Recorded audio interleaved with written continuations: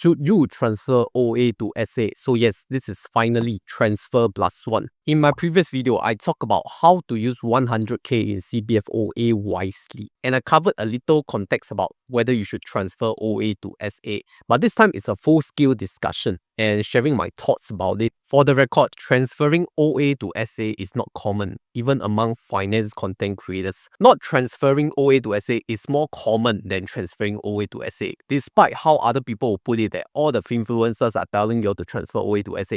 No, okay? They are not contrarian. But let's revisit this idea again after 2 years. And my last comment on this was in 2023. So some things have changed. And also, if you want to keep updated on CPF news, changes, and opinions, ask your CPF questions, join us at close to 20,000 members in the Honey Money SG community Telegram group for free. Now, before you transfer OA to SA, you need to understand the reason why people do it. The fundamental reason is, of course, to reach the full retirement sum. And why should you even reach full retirement sum? I already have a separate video on this explaining like what is the full retirement sum, the reasons to do that, and what are the benefits and the cons of doing it. And I strongly believe that my viewers are already informed enough to know what is the difference between CPF top-up, be it RSTU or VCMA, versus transferring OA to SA to reach full retirement sum. So I don't want to repeat this information again. I think you all are here today to watch and see if I've changed my opinion regarding transferring OA to SA after 2 years. And to give a little bit of background history, I started with cash top-ups in year 2016 with RSTU and subsequently VCMA.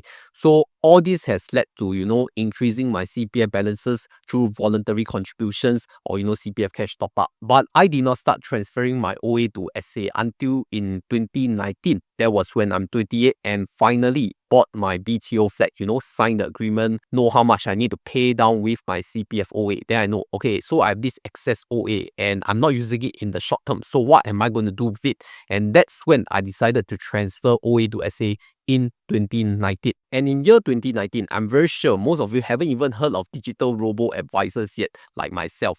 Okay, so I do not have the concept or the knowledge to invest my CPF OA, or I don't even know what you can invest with CPF OA in 2019. So digital advisors are not very common back then, as much as they grew popularity in COVID. I only learned of Endowers in 2020, and that's when I know, oh, there's a digital advisor that can help you invest your CPF OA, and even in like US markets, which was why I started to invest my CPF OA in April 2021. And just a recent update, Poems has just introduced a monthly unit trust since December 2024, and more recently, they have introduced a monthly prime USA fund since 2025 this year, and I have already made my move to shift some of my CPF and SRS portfolios there.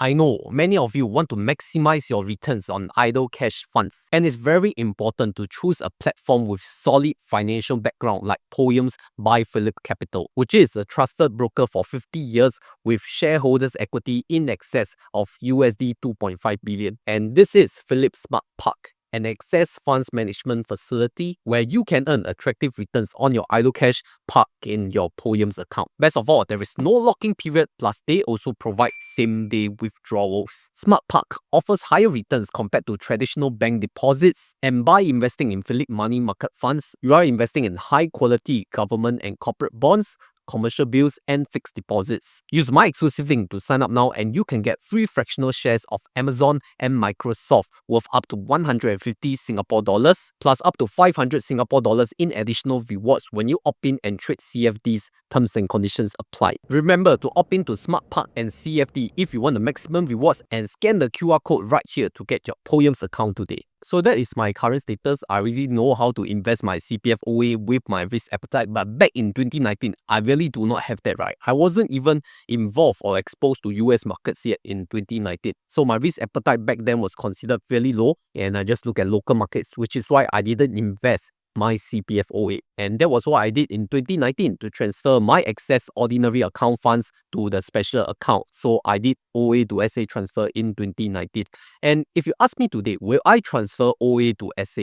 My direct answer to this question is no, because of my knowledge in investments and also the risk appetite has enlarged, and I know what I'm investing into, which is why having this same knowledge and risk appetite, I will not transfer OA to SA given the same conditions. And by same conditions, I mean in the 2025 environment where there are so many digital advisors and so many low-cost platforms and unit trusts. But if you were to bring me back to 2019, having the same environment, would I have transfer OA to SA again? My answer is still yes. I would have done it because I just don't have the risk appetite and that knowledge back in time to know what I'm investing into. So I would rather transfer OA to SA to at least get the 4% interest coming from the special account. So this is really my point of view. You should not transfer OA to SA because you are able to invest your CPF OA for higher returns in the global markets, including US or internationally.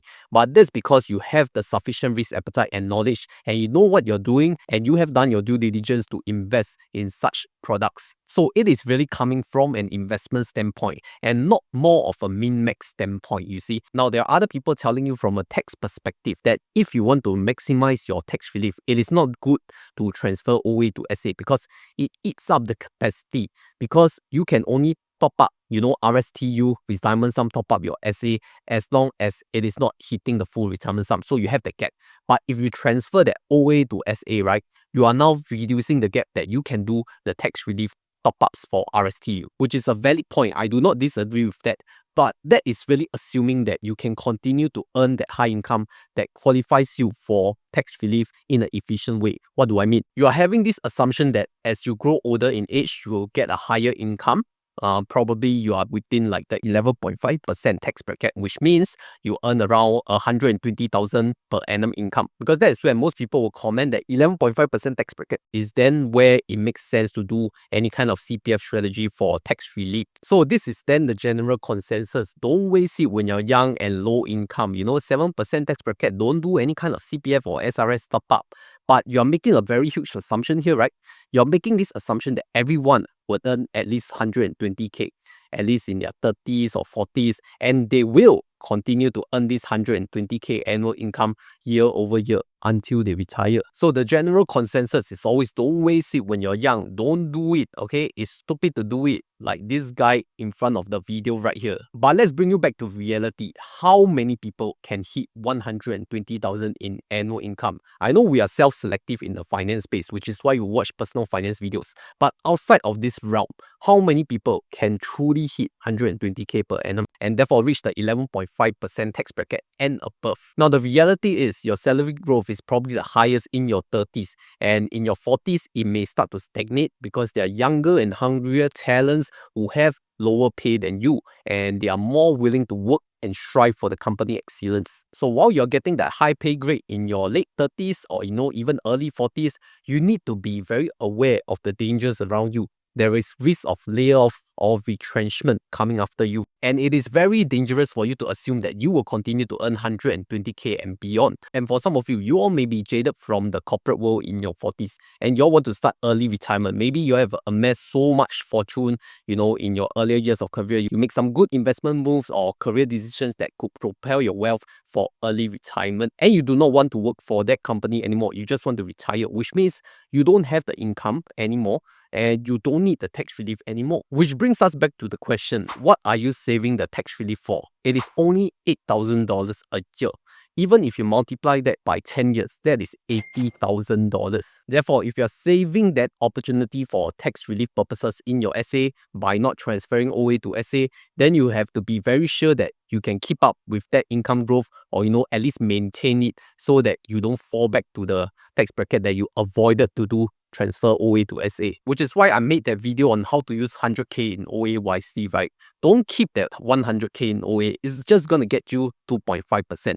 At least if you have nothing to do with it, always look to utilize your OA, be it to pay down your mortgage or transfer to OA, or even better, go and invest it. Don't just keep it at 2.5%. It's not going to beat inflation. And if you're more risk averse, transferring OA to SA is not really a bad idea. Because if you think about it realistically, you need to have like sufficient high income for you to do tax relief CPF strategies. And maybe some of you may just want to wind down after your 40s and take on lower paying jobs, to coast, barista fire.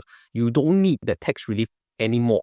in your 50s. So if you don't have a purpose, be it your first property, investments or other things, then transferring OA to SA is never a bad idea. But just so you forget, I made it very clear again, I will not transfer OA to SA in the current climate because I already know how to invest my CPF OA, and there are sufficient tools that enables you to invest in low-cost unit trusts. So if you want to continue to listen to my long opinion on how to use 100k in your CPF OA wisely, then I can refer you to my previous video right here.